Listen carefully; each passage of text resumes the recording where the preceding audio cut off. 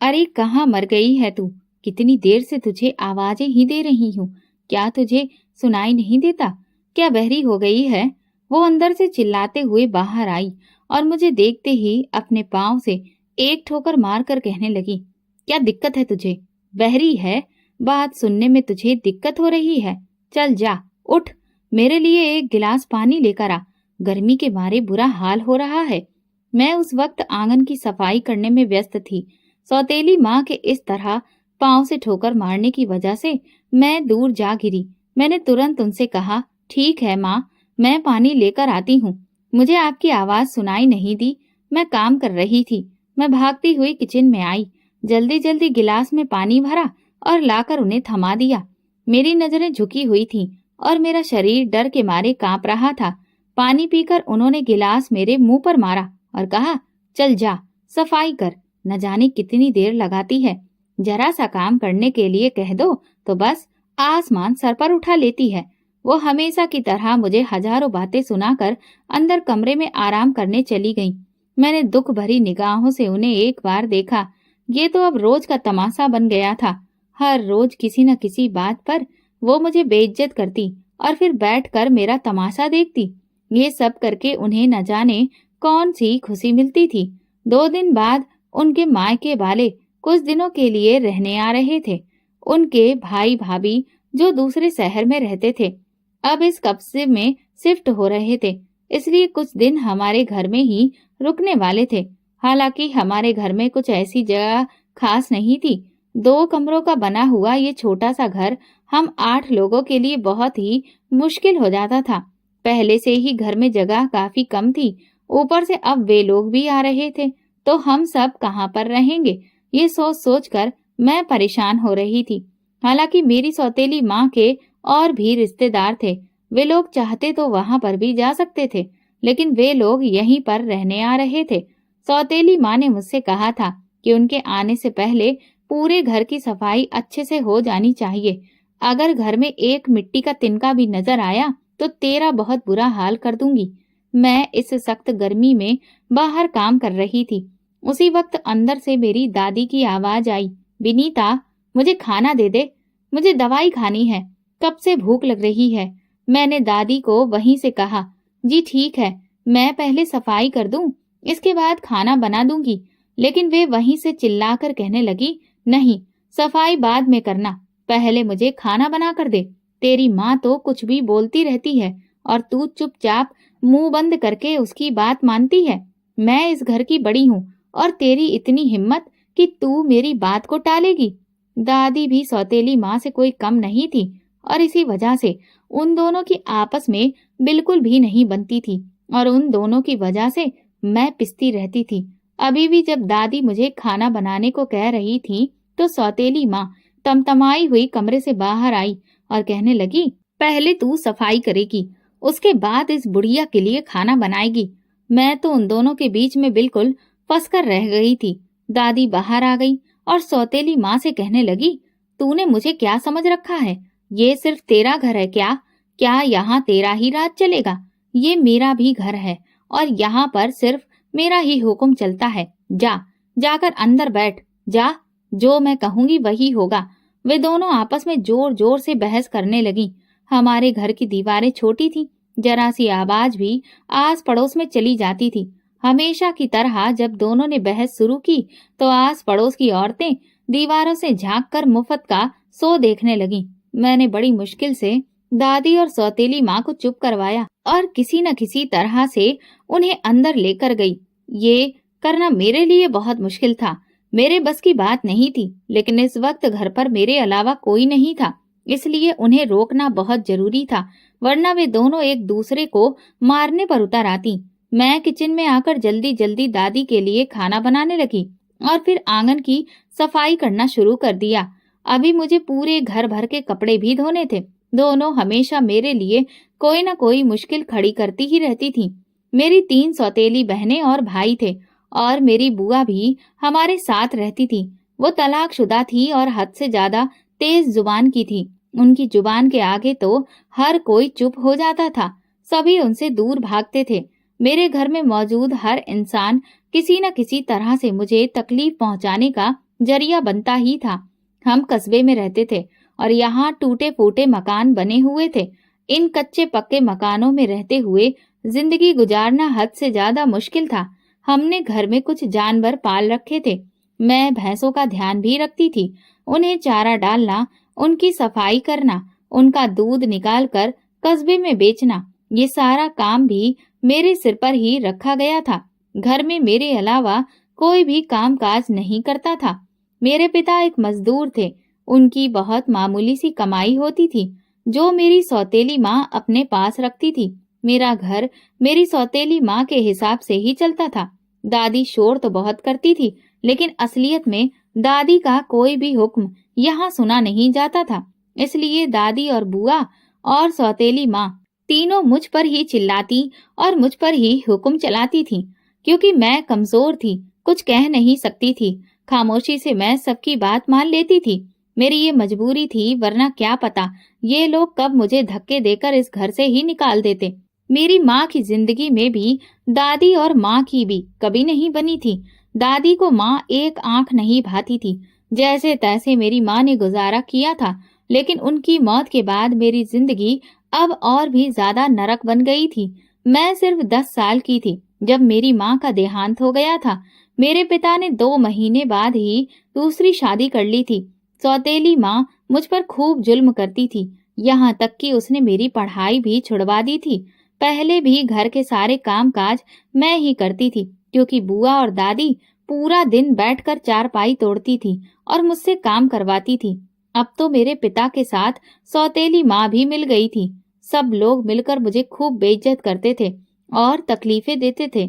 मैं जो पहले आंगन में बिस्तर डालकर सोती थी, अब सौतेली माँ ने मेरा बिस्तर जानवरों के बाड़े में डलवा दिया था और मुझसे कहा था कि अब से तू वहीं पर सोया करेगी। मैंने बहुत रोई थी और बहुत सारी मिन्नतें की, लेकिन उन्होंने मेरी कोई बात नहीं सुनी। दादी और बुआ तो वैसे भी कमरे में मुझे सोने नहीं देती थी। वहां पर मेरे सौतेले भाई बहनों ने सोना शुरू कर दिया था। इस घर के किसी भी कोने में मेरे लिए कोई भी जगह नहीं थी। हालांकि घर के सारे काम काज मैं ही करती थी, इसके बावजूद किसी के भी दिल में मेरे लिए जरा सा भी एहसास नहीं था। मेरे सौतेले भाई बहन जब स्कूल जाते तो उन्हें देखकर मुझे बहुत रोना आता था। मैं भी तो स्कूल जाना चाहती थी। क्या मेरी ये उम्र थी कि घर में बैठकर मैं ये सारे काम करती? मेरा भी तो पढ़ाई करने का अधिकार था, लेकिन मुझे मेरा बस्ता और किताबें छीन ली गई थी। मुझे पढ़ने का इतना ज्यादा शौक था कि जब भी वे लोग पढ़ते थे तो मैं हसरत भरी निगाहों से उनकी तरफ देखकर चुप रह जाती थी। कितने खुशकिस्मत थे वो सब, और एक मैं थी जिसे यहाँ पर खाने को भी कुछ नहीं मिलता था। पूरा दिन जानवरों की तरह सबके लिए काम करती, खाना बनाती, घर की सफाई वगैरह करती। इसके बाद भी मेरे हिस्से में सिर्फ बची हुई सूखी रोटियां ही आती थीं। कभी अगर मैं अपने पिता से शिकायत करने के बारे में सोचती भी तो उनका गुस्सा देखकर मेरी जुबान अपने आप ही बंद हो जाती थी, क्योंकि वे भी अपने आगे किसी को कुछ नहीं समझते थे, सिर्फ सौतेली माँ की ही बात मानते थे। दादी और बुआ भी मेरे बारे में नहीं सोचती थी, किसी को भी मेरी कोई परवाह नहीं थी। अभी मैं दादी को खाना बनाकर दे चुकी थी, इसके बाद मुझे सबके लिए खाना बनाकर तैयार करना था। जब भी घर में कुछ खत्म होता तो मुझ पर इल्जाम लगाया जाता कि मैं उसे बर्बाद कर देती हूँ। फिर सौतेली माँ ये इल्जाम लगाकर मुझे खूब मारती पीटती और कहती, रोज रोज राशन नहीं लाया जा सकता। तेरे बाप की कोई फैक्ट्री नहीं चल रही है जो तू सब कुछ इतनी जल्दी खत्म कर देती है। हालांकि ऐसा नहीं था। मैं तो कोई भी चीज बर्बाद नहीं करती थी, हर चीज बहुत ही संभाल कर इस्तेमाल करती थी। लेकिन घर में इतने ज्यादा खाने वाले लोग थे तो जाहिर सी बात थी कि खर्चा तो होना ही था। इसमें भला मेरा क्या कसूर था? लेकिन कसूरवार तो आखिर में मुझे ही ठहराया जाता था। 2 दिन पहले की ही बात है। सौतेली माँ ने मुझसे कहा कि चाय बना दो, उनके सिर में दर्द हो रहा है। मैं किचन में गई तो देखा कि चीनी खत्म हो गई थी। हालांकि थोड़ी देर पहले ही मैंने वहां पर चीनी रखी देखी थी। जब जाकर मैंने उनसे इस बारे में बात की तो उन्होंने मुझे जोरदार लात मारी और कहा, दफा हो जा यहाँ से। हर वक्त बस यही बोलती रहती है कि ये नहीं है, वो नहीं है। तेरे मुंह से सिर्फ यही शब्द निकलते हैं। कहाँ गई चीनी, बता मुझे। वो मुझे बालों से पकड़कर घसीटती हुई आंगन में ले आई और मैं रोती जा रही थी। मेरे बाल छोड़ दो, मुझे बहुत दर्द हो रहा है। लेकिन वे मुझे घसीट रही थी। अंदर से दादी आवाज सुनकर बाहर आई और बोली, दोबारा तमाशा लगा दिया है क्या? अब क्या हो गया है? सोने नहीं देगी चैन से? सौतेली माँ ने कहा, अरे कैसे सोने दूं, यहाँ तो चोर भरे पड़े हैं। परसों ही तो चीनी लेकर आए थे और अब वो भी खत्म हो गई। किसने दी चीनी? मैं जानती थी कि ये किसका काम है। मेरी सौतेली बहन जो मुझसे हद से ज्यादा नफरत करती थी, अक्सर चीजें छुपा देती थी जिससे मुझ पर चोरी का इल्जाम लग जाता था। फिर सौतेली माँ ने मुझे आंगन में इतना बुरी तरह से मारा कि कई घंटे तक तो मैं उठ ही नहीं पाई। लेकिन फिर भी उठकर घर के काम काज तो मुझे ही करने थे। अभी तक मेरे जख्मों में बहुत दर्द था, लेकिन इस हालत में भी मुझसे घर के काम करवाए जा रहे थे। अगर कभी मुझे बुखार चढ़ जाता तो चाहे मैं जितना भी तड़पती रहती, एक गोली तक मुझे नहीं दी जाती थी। डॉक्टर को दिखाना तो दूर की बात थी, बल्कि अगर मैं अपना दर्द किसी से कह भी देती तो उसे ड्रामा या बहाना बना दिया जाता था। हर गुजरते दिन के साथ मेरे अंदर जीने की उम्मीद खत्म होती जा रही थी। लेकिन इन हालातों में भी मैं भगवान का धन्यवाद करने की कोशिश करती थी। मैं हमेशा सुबह शाम पूजा करती थी। मेरी माँ ने मुझे सिखाया था कि सुबह शाम भगवान से प्रार्थना किया करो, उनसे मदद मांगा करो, और मैं वही सब कर रही थी। रोते हुए भगवान से भीख मांगती थी कि मुझे इन जालिमों से किसी भी तरह से मुक्ति दिला दे, उनके दिल में मेरे लिए रहम भर दे। मुझसे अब और बर्दाश्त नहीं होता। लेकिन मुझे क्या पता था कि मेरी मुसीबत भरे दिन तो अब असल में शुरू होने वाले थे। 2-3 दिन बाद जब मेरी सौतेली माँ के घर वाले रहने के लिए आए तो उन्होंने मेरा जीना और भी ज्यादा मुश्किल कर दिया। मैं पूरा दिन काम में व्यस्त रहती थी। वे लोग भी बाकी लोगों की तरह ही मुझ पर झूठी शिकायतें लगाते रहते थे। उनकी भाभी ने मुझसे कहा, मुझे चाय बनाकर दो। मैंने उन्हें 2 मिनट इंतजार करने को क्या कह दिया। उन्होंने आसमान ही सर पर उठा लिया और कहा, ये लड़की तो हमें बातें सुना रही है। इसका कहना है कि हम लोगों को यहाँ से निकल जाना चाहिए। हालांकि मैंने ऐसी कोई बात नहीं कही थी, मगर जब सौतेली माँ ने ये सुना तो उन्होंने मुझे सबके सामने आंगन में बिठाकर खूब मारा। मेरे पिता एक तरफ बैठकर तमाशा देख रहे थे। उन्होंने एक शब्द भी नहीं कहा। मैं लगातार रो रही थी। अभी तो पहले वाले जख्म भी ठीक नहीं हुए थे और अब उनमें और भी ज्यादा दर्द होने लगा था। कोई भी मेरी मदद करने के लिए तैयार नहीं था। आस पड़ोस के लोग भी तमाशा देख रहे थे। उनके लिए तो ये सब आम बात बन चुकी थी। सालों से यही तो होता आ रहा था। जब सौतेली माँ मुझे मार मार कर थक गई तो अंदर चली गई और मैं आंगन में घुटनों में सिर रखकर बस रोती रही। अंधेरा हुआ तो मैं उठकर जानवरों के पास चली गई। सोचा थोड़ी देर आराम कर लूं, फिर रात का खाना तैयार करूंगी। रोजाना मुझे सुबह शाम खाना बनाना पड़ता था। इतने लोगों का खाना अकेले बनाते बनाते मैं थक जाती थी। इसके बावजूद भी मुझे खाने को कुछ नहीं मिलता था। जब मैं रोटियां बना रही होती थी तो सबको ताजी रोटियां चाहिए होती थी, इसलिए साथ साथ बनाकर देती रहती थी। किचन में चूल्हे के आगे बैठ बैठ कर मेरी हालत खराब हो जाती थी। एक गिलास पानी तक पीने को मुझे नहीं मिलता था। जब बर्तन उठाने जाती तो देखती कि सारी रोटियां वहां पर खत्म हो चुकी हैं। अब मुझ में हिम्मत नहीं होती थी कि मैं और रोटियां बनाऊं, इसलिए खामोशी से जाकर लेट जाती थी। अगली सुबह सबके लिए तरह तरह का नाश्ता तैयार करती, सफाई करती और इस दौरान खाना खाने का मुझे वक्त ही नहीं मिलता था।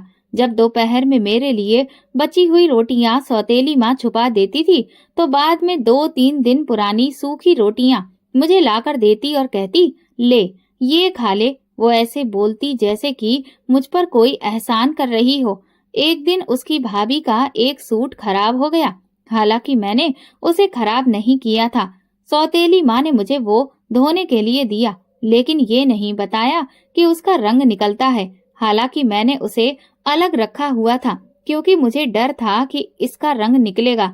लेकिन उसकी भाभी मेरे पास आई और कहने लगी, इस कपड़े में कोई दिक्कत नहीं है, तुम इसे बाकी कपड़ों के साथ में ही धो दो। उसने अपने सफेद कपड़े भी साथ में दे दिए और मैंने दोनों को अपने हाथों से सर्फ में डाल दिया।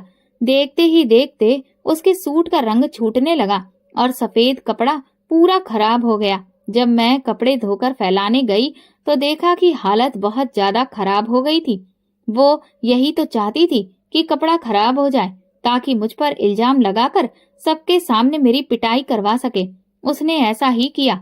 वो चिल्लाने लगी, इसने मेरा कपड़ा खराब कर दिया। इतना महंगा सूट खरीदा था मैंने, अब इसकी भरपाई कौन करेगा?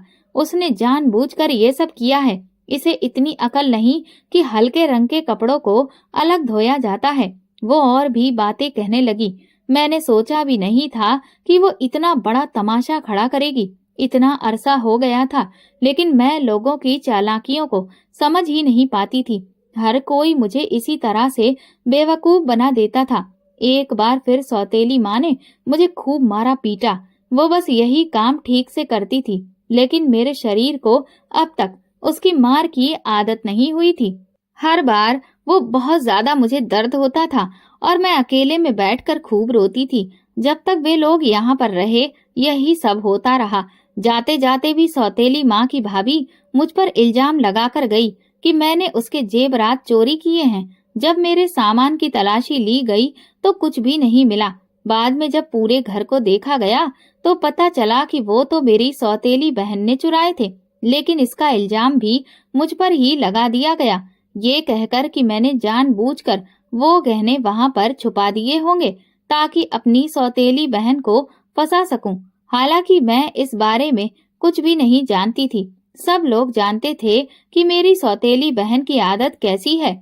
वो किसी न किसी चीज को बिना पूछे उठा लेती थी और फिर उसे अपने पास छुपा कर रख लेती थी, लेकिन उसके हर गलत काम को नजरअंदाज कर दिया जाता था और जो कुछ भी वो करती थी उसका इल्जाम मुझ पर आ जाता था। मैंने कभी नहीं सोचा था कि वो मुझसे इतनी नफरत करेगी। मैंने उसे हमेशा अपनी छोटी बहन समझकर प्यार दिया था, लेकिन उनमें से कोई भी मुझसे ठीक से बात नहीं करता था। हर जगह मेरा मजाक उड़ाया जाता था। मेरी रंगत थोड़ी दब गई थी, इसलिए मुझे काली काली कहकर बुलाते थे। ये सब सुनकर मेरी आंखों में आंसू आ जाते थे, लेकिन वहाँ कोई ऐसा नहीं था जिसके दिल में मेरे लिए थोड़ा भी रहम हो। अभी मैं छत की सफाई कर रही थी, फिर मुझे कपड़े भी धोकर फैलाने थे। उसी वक्त मेरी नजर अपनी कुर्ती पर पड़ी जो पूरी तरह से फट चुकी थी। मेरे पास तो सिर्फ 2 जोड़ी सूट थे, वो भी फटे पुराने। अब मैं कपड़े कहाँ से लाऊंगी? इन कपड़ों को कब तक चला सकती थी? न जाने आखिरी बार कब मैंने नए कपड़े खरीदे थे। यही 2 सूट मैं कई सालों से चला रही थी। जब ये फटते तो उन्हें सिलकर किसी तरह पहन लेती थी, लेकिन अब इन्हें और ज्यादा सिलना मुमकिन नहीं था। अब मैं क्या पहनूंगी? किसी तरह अपने दुपट्टे से खुद को ढक लिया ताकि फटे हुए कपड़े मेरे नजर न आए, लेकिन आखिर कब तक मैं उन्हें छुपा सकती थी? अब तो मेरा शरीर भी झलकने लगा था। जब मेरी सौतेली माँ ने देखा तो वो कहने लगी, तूने जानबूझकर ऐसा किया है। यही चाहती है तू कि लोग तुझे देखें। अब मेरे पास कोई और तरीका नहीं बचा था। लोगों की हमदर्दी हासिल करने का क्या यही तरीका था? फिर उसने मुझे फटे पुराने कपड़े दे दिए। पता नहीं उसमें अचानक इतनी रहमदिली कहाँ से आ गई थी। हालांकि मुझे कपड़े मिल गए थे, यही काफी था। इसके बदले चाहे जितनी भी बातें मुझे सुननी पड़ती, मुझे कोई परवाह नहीं थी। उन्हीं दिनों हमारे मोहल्ले में एक शादी हो रही थी। वैसे तो मुझे किसी भी अच्छे मौके पर साथ ले जाने की जहमत कोई नहीं उठाता था, लेकिन ये शादी मोहल्ले में ही हो रही थी।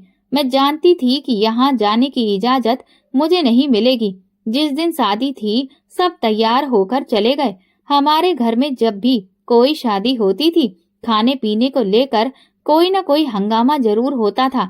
मेरी सौतेली माँ तो बाकायदा घर से थैलियां लेकर जाती थी और वहां छिपकर खाना उन थैलियों में भरकर घर ले आती थी।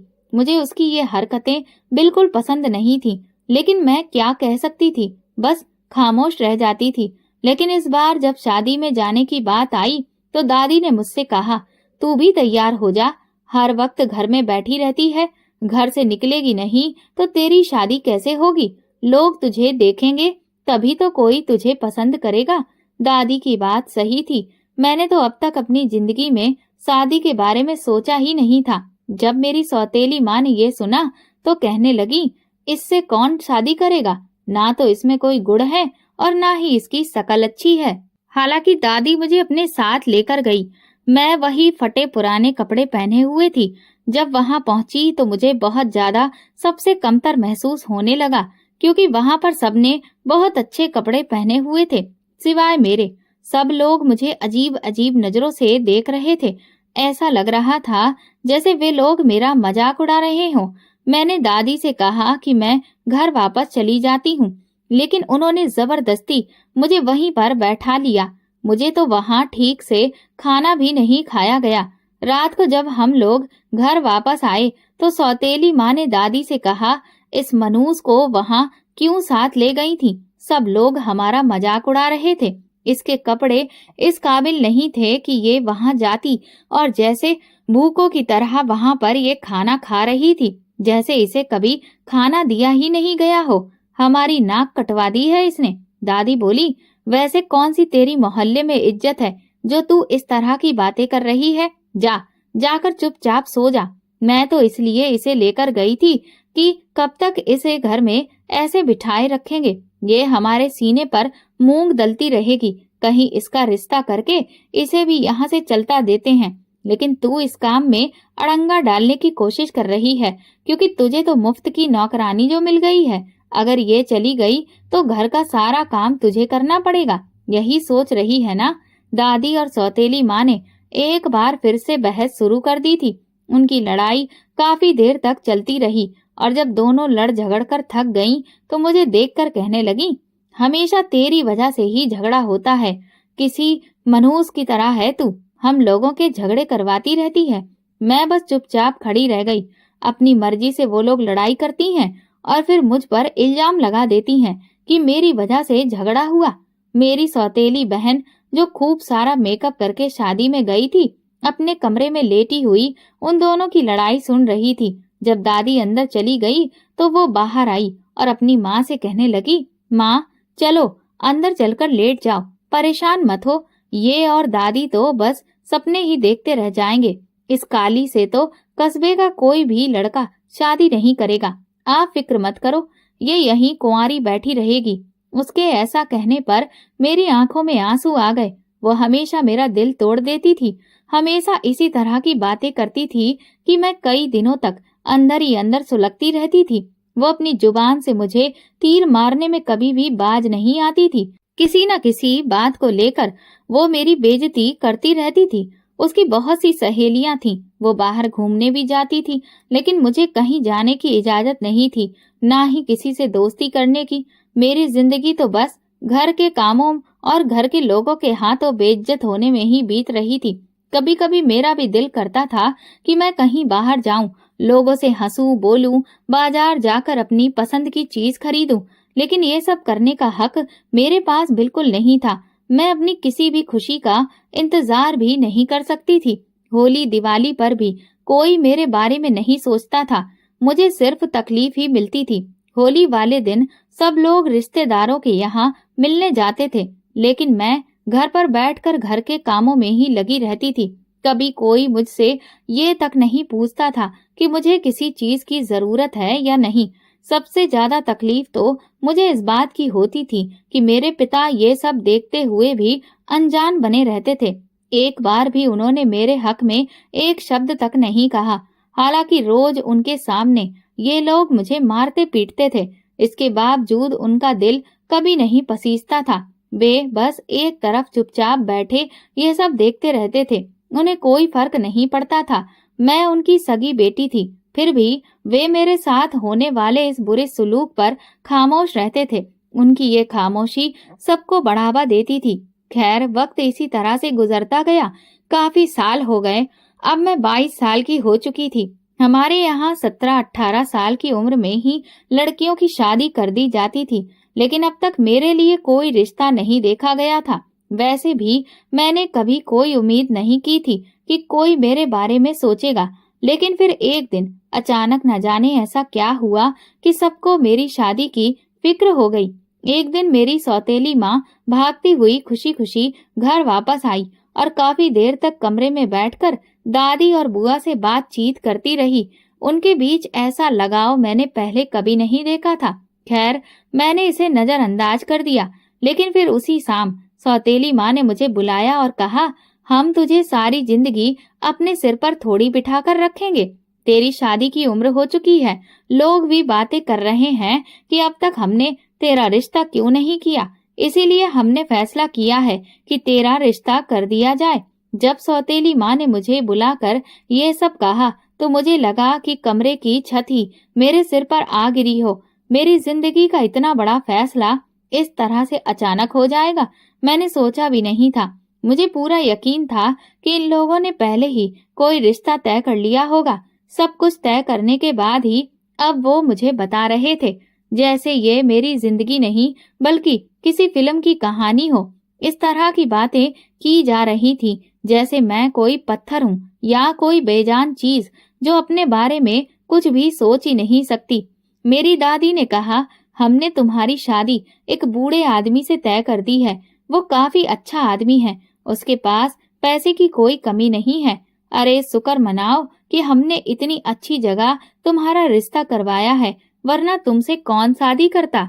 ये सब इन लोगों ने मिलकर किया है। दादी ने कहा, हमने तुम्हारी शादी एक बूढ़े से भले ही तय की है, लेकिन वो पैसे वाला तो है। मैं चुपचाप उनकी बातें सुनकर जाकर जानवरों के पास बैठ गई। मैं बिल्कुल सुन्न हो चुकी थी। मुझे कुछ समझ में नहीं आ रहा था। ये सब इतनी अचानक से हुआ था कि मेरे होशो हवास ने काम करना बंद कर दिया था। मैं नहीं जानती थी कि वो बूढ़ा मेरे साथ क्या करेगा। क्या उसके साथ शादी करना ठीक है या नहीं। वैसे भी यहाँ किसी ने कौन सा मुझसे कोई राय मांगी थी या मुझसे पूछा था। मेरा कुछ कहना भी अब बेकार था।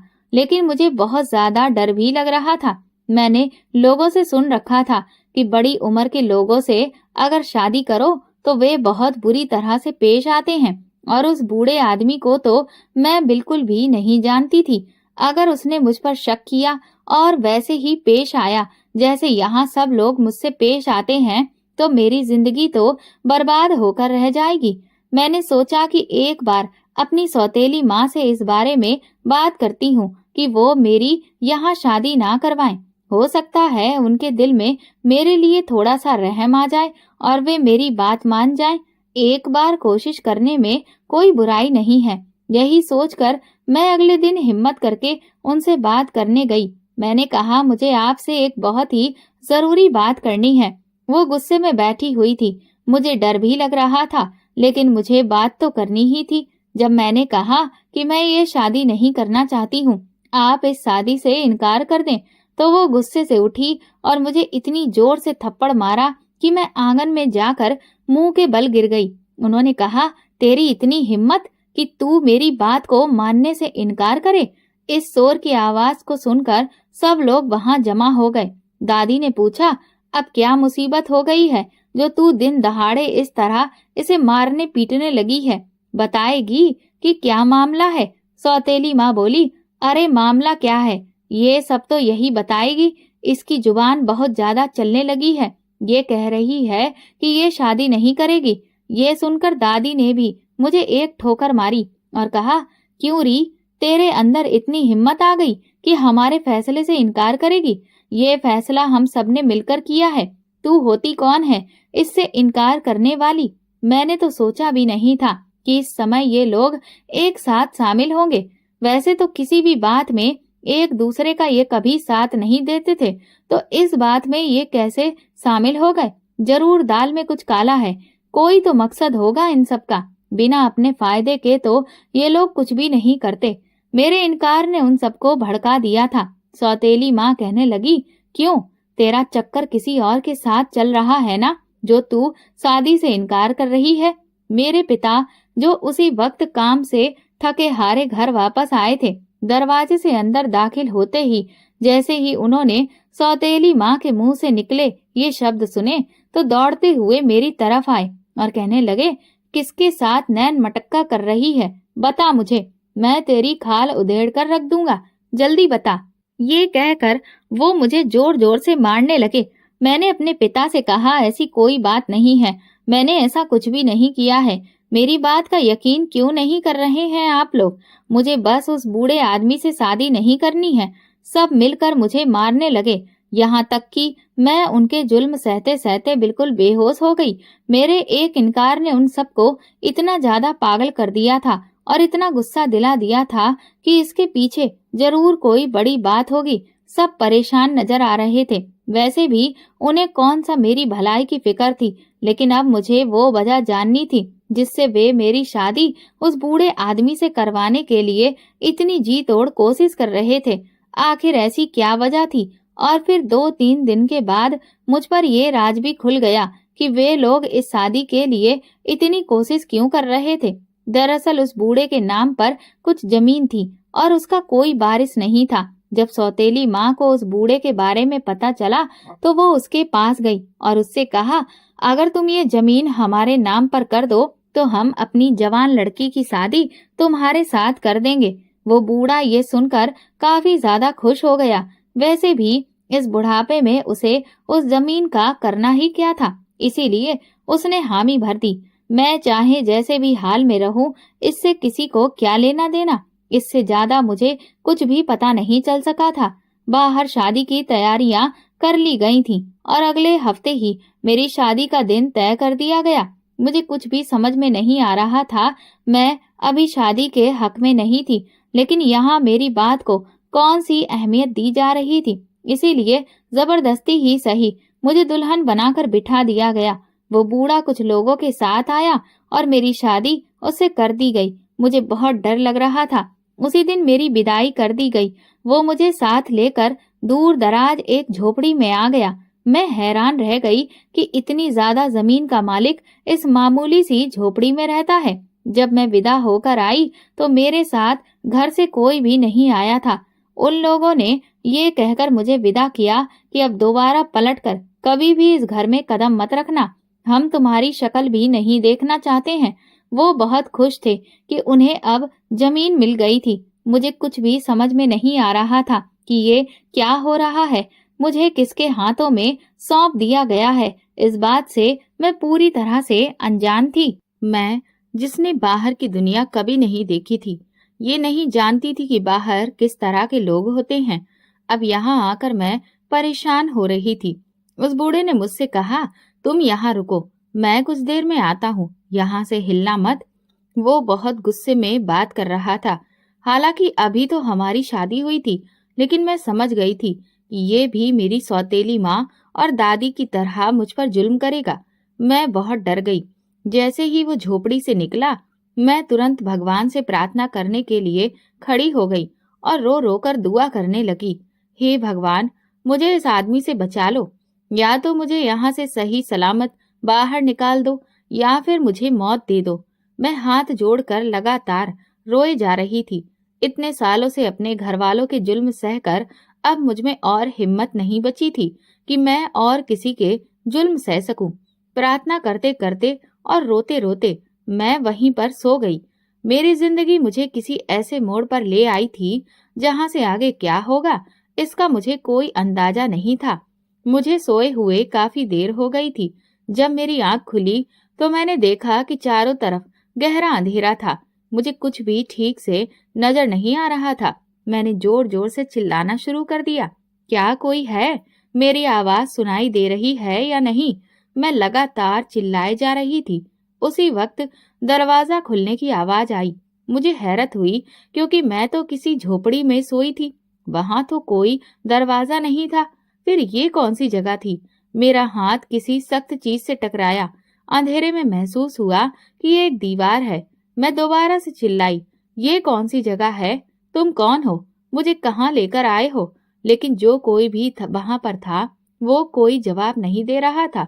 अंधेरे में बस मुझे एक साया सा नजर आ रहा था। थोड़ी देर के बाद वो मेरे करीब आकर बैठा और उसने बल्ब जलाया। अचानक रोशनी होने से मेरी आंखें चौंधिया गई। जब मैंने देखा तो वो एक नौजवान था। मैं बुरी तरह घबरा गई। उसने कहा, डरने की कोई बात नहीं है, मैं तुम्हें कोई नुकसान नहीं पहुंचाऊंगा, बल्कि तुम्हें गलत हाथों से बचाकर लाया हूँ। दरअसल जिस बूढ़े से तुम्हारी शादी हुई थी वो लड़कियों का धंधा करता है। उसने शादी का नाटक किया था ताकि वो तुम्हें आगे बेच सके। मैं हैरान रह गई। उसने आगे कहा, शायद तुम मुझे नहीं पहचानती, लेकिन मैं तुम्हें बहुत अच्छे से जानता हूँ। जब तुम बहुत छोटी थी तभी से तुम्हें मैं जानता हूँ। दरअसल मैं तुम्हारी माँ की सहेली का बेटा हूँ।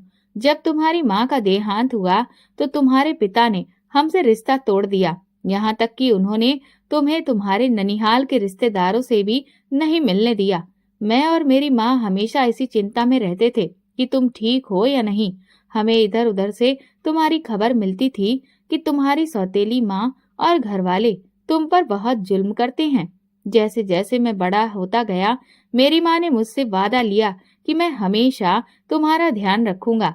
अब वो नहीं रही, लेकिन मैंने उनसे किया हुआ वादा कभी नहीं भूला। जब मुझे पता चला कि तुम्हारी शादी एक बूढ़े आदमी से की जा रही है जो लड़कियों का सौदा करता है, तो मैं तुरंत अपने कुछ दोस्तों के पास गया और तुम्हें वहां से बचा लाया। उसकी बात सुनकर मैं हैरान रह गई। मैंने कभी सोचा भी नहीं था कि मेरा कोई अपना इस तरह से मुझे बचाएगा। भगवान ने मुझ पर बहुत बड़ा एहसान किया था। मुझे याद आया कि बचपन में मैं उससे कई बार मिली थी। मेरी माँ अक्सर अपनी सहेली के घर जाती थी, लेकिन उनके देहांत के बाद हमारा संपर्क पूरी तरह से खत्म हो गया था। उसने मुझसे कहा, तुम्हें घबराने की कोई जरूरत नहीं है। तुम कोई कमजोर लड़की नहीं हो। जितना मैं समझ सका हूँ, तुम्हारे घर वाले बस पैसों के पुजारी हैं। देखो, मेरी माँ ने एक छोटा सा कारोबार शुरू किया था जिसमें तुम्हारी माँ ने भी कुछ पैसा लगाया था। ये बात किसी को भी नहीं पता थी। तुम्हारी माँ के देहांत से पहले वो ये बात किसी को बता पाती, उससे पहले ही वो इस दुनिया से चली गई। हमने इस बात को किसी को नहीं बताया क्योंकि हमें भी पता था कि तुम्हारे घर वाले बहुत लालची हैं।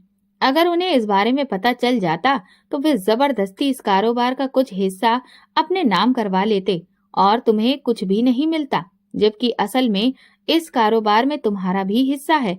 अब तुम थोड़ी हिम्मत करो और मेरे साथ घर चलो। जब मैं सबके सामने असलियत रखूंगा तो देखना कैसे उनके चेहरों के रंग उड़ जाएंगे और उनका व्यवहार तुम्हारे प्रति बदल जाएगा। जिंदगी में पहली बार किसी ने मुझे उम्मीद दी थी, इसलिए मैंने उसकी बात पर यकीन किया और उसके साथ घर वापस आ गई।